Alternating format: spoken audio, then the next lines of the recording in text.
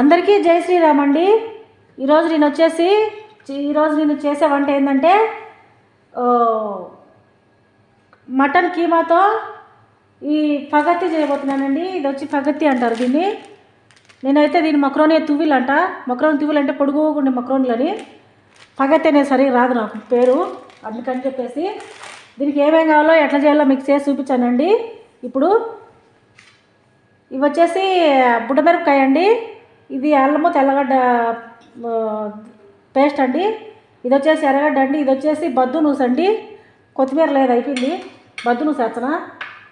ఇది మటన్ కీమా అండి, మప్రూమ్ అంటారు ఇక్కడ దీన్ని. ఇది వచ్చేసి గరం మసాలా అండి, పసుపు, ఇది వచ్చేసి జాతర బెర్రీ, ఇది వచ్చేసి మిరియాల పొడి, ఇది వచ్చేసి ధనియాల పొడి, ఇది వచ్చేసి బార్బికో అది కారం పొడి, కారం లేకుండా ఉండాలా ఆ పొడి అండి. ఇది వచ్చేసి చెక్క పొడి అండి, కొంచెం వేచన. నేను మటన్ మప్రూమ్లో కొంచెం చెక్క పొడి వేస్తాను నీసు వాసన రాకుండా ఉండడానికి.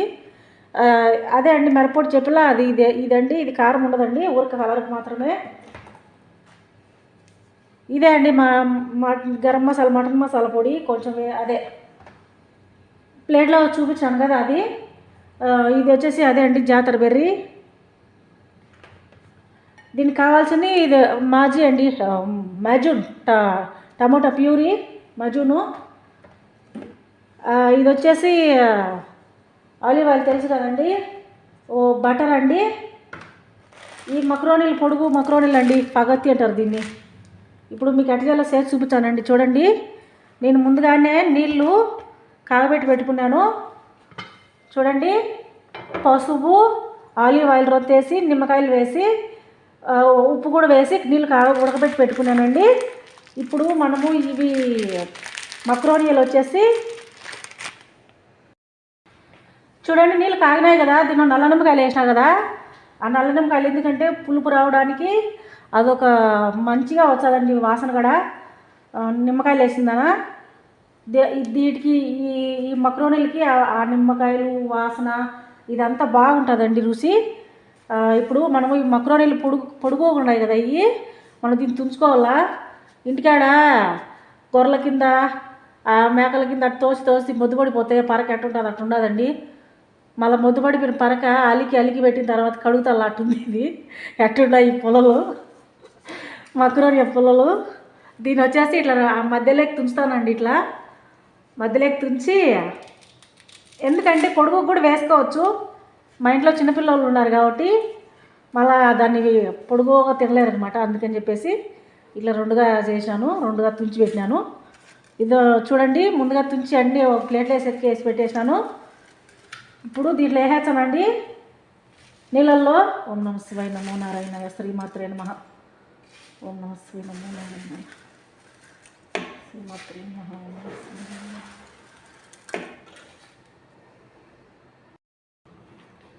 చూడండి, మక్రోనీలు వేరే పొయ్యి మీద పెట్టేసాను. ఈ ఇంకొక పొయ్యి మీద వచ్చేసి పెను పెట్టుకొని ఆలివ్ ఆయిల్ వేసుకుందామండి. రొంత మటన్ వేయించుకునేదానికి ఆలివ్ ఆయిల్ వేసుకున్న తర్వాత మనం ఎర్రగడ్డలు వేసుకుందామండి. ఓం నమః శివాయ నమో నారాయణ శ్రీమాత్రే నమః.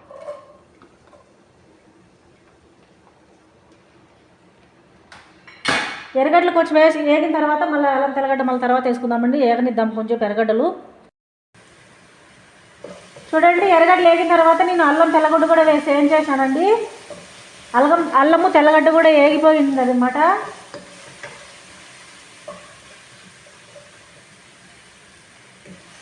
ఇప్పుడు వచ్చేసి మనం ఇవన్నీ వేసుకుందామండి, మసాలాలు అన్నీ.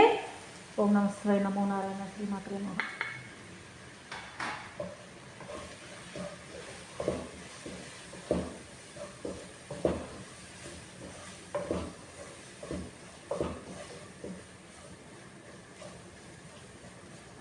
మసాలా ఏం ఎక్కువ వేగాల్సిన అవసరం లేదండి, ఎందుకంటే నూనె లేదనమాట దీంట్లో. ఎక్కువ నూనె ఎక్కువ వేసుకుంటే బాగుంటుంది అనుకోండి. మళ్ళీ మా వాళ్ళు మా అన్న మా వదిన ఏడుచారు మళ్ళీ గొడవని.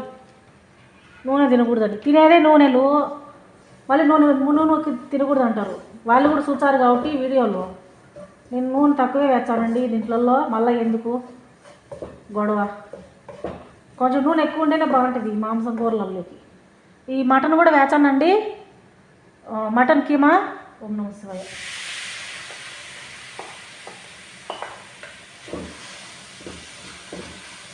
ఇది పొట్టేళ్ళేనండి మటన్ కీమా, గొడ్డుది కాదు.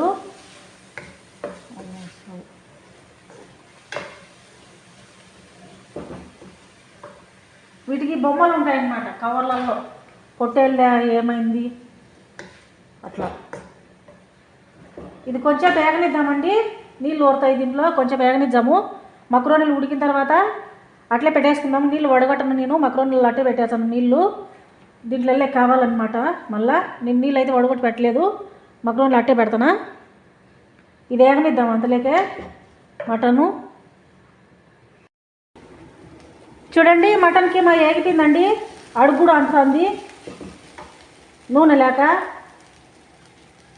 ఇప్పుడు వచ్చేసి ఇది వేసుకుందామండి, టమోటా పేస్టు, టమోటా ప్యూరీ.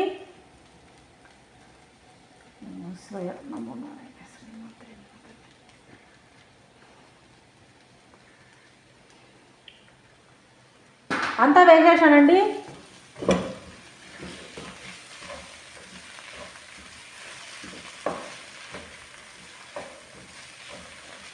చూడండి ఇట్లంతా కలిపెట్టేసుకున్నాం కదా. ఈ బుట్టమిరపకాయ, ఇది బొద్దు నుసు కూడా వేసేద్దాము ఒకటేసారి. చూడండి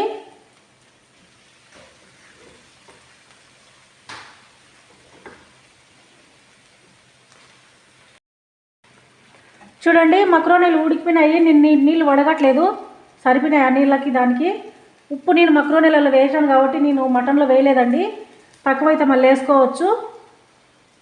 చూడండి పసుపు వేసి ఉడకబెట్టినాం కదా, బాగా మంచిగా కలర్ వచ్చినాయండి ఇవి.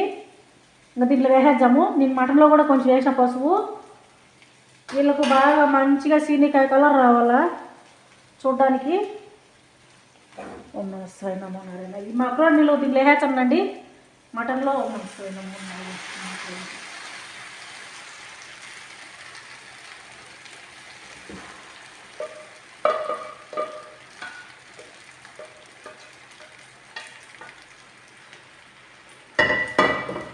దీనంతా కలబెట్టుకుందామండి నిదానంగా.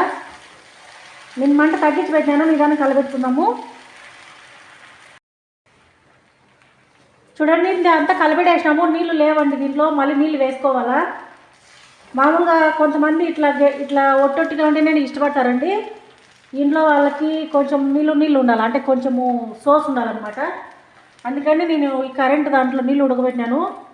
ఇట్లా పెడతానా.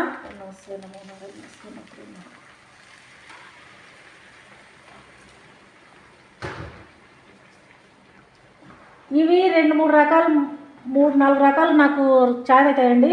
చీజ్ వేసి చేసుకోవచ్చు, దీంతో బెసమిల్ చేయొచ్చు, చికెన్ వేసి చేయొచ్చు. అవన్నీ నేను తర్వాత చూపించానండి ఒక్కొక్కసారి.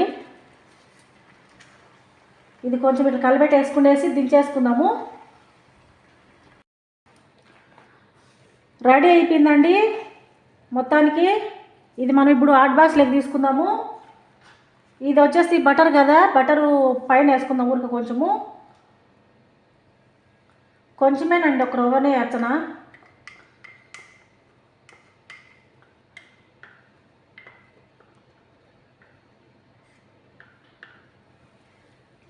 అంతే అండి. దీన్ని తీసి మళ్ళీ హాట్ బాక్స్లో వేసేసుకుందాము.